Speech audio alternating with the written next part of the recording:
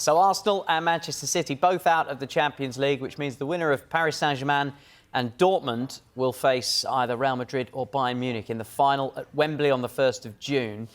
I just wonder, both of you, would you have predicted those semi-finals when the draw was initially made, Pete? No, I don't think so. Man City, I think, is the big shock, really, for me, not getting through. I think Arsenal... I think I was surprised by how good Bayern Munich were in that first leg against Arsenal, and I think that maybe changed how I saw that tie going, because I think then going back to Bayern Munich, then I thought they might have the edge, which they obviously did in that game. But we've spoken about the Man City-Real Madrid game, how that could have gone Man City's way so easily. But for them not to be there, a great opportunity for these four teams remaining. Great opportunity, I think, for Paris Saint-Germain as well, because I look at them, you know, they've got the star man in Mbappe, who's, of course, leaving this summer. Fairy tale? Is it a fairy tale if you leave your hometown club to go to Real Madrid? I don't know. Fairy tale goodbye. See you, lads. I expected Atletico Madrid to be here. So I thought City would be here, and I thought Atleti would be here, honestly. And so I thought PSG would probably end up meeting Atletico, and I thought they'd have a very stubborn brick to break. Instead, it's going to be Dortmund, who will be chaos and fun, and that probably will play into PSG's hands. So, yeah, this semi-final outlook is very different to what I expected. Those ties on the other side of the draw were chaos. It's a great word to use, Sam. Yeah.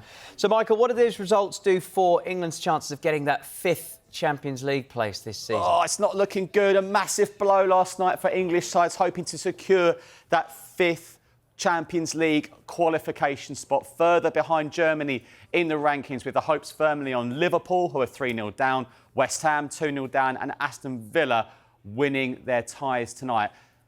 Have a look at the Opta predictor. The pressure really is on. Oh, my goodness.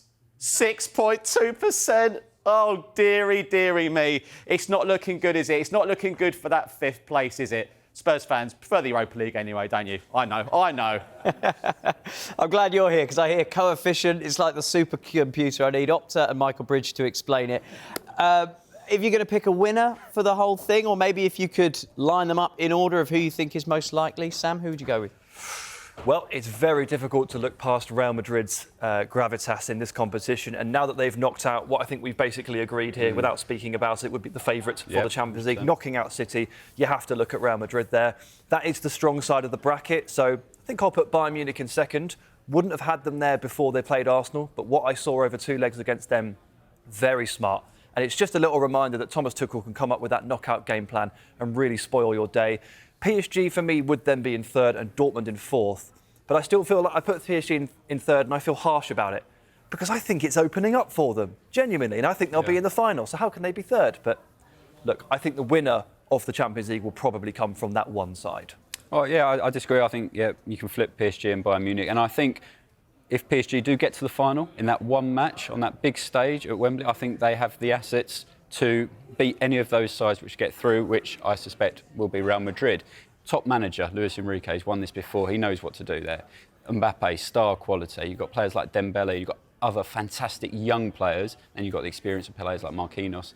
A decent goalkeeper as well. I think there's a lot adding up for PSG. And yet they're moving up. I'd say Dortmund will need advantage from that first leg at home in front of the yellow wall to go to Paris and get through that side. But I think PSG will get the job done, which will be amazing considering they came through that group with Newcastle, all the controversy around that handball against Livramento as well. They just got through, but they've built momentum in this competition and maybe just finding form at the right time. Yeah, I watched their first leg, PSG, and against Barcelona, I thought, Mbappe, he's thrown it in, he's not bothered, and then he did what he did in the second leg. You just can't write them off. So it's really intriguing.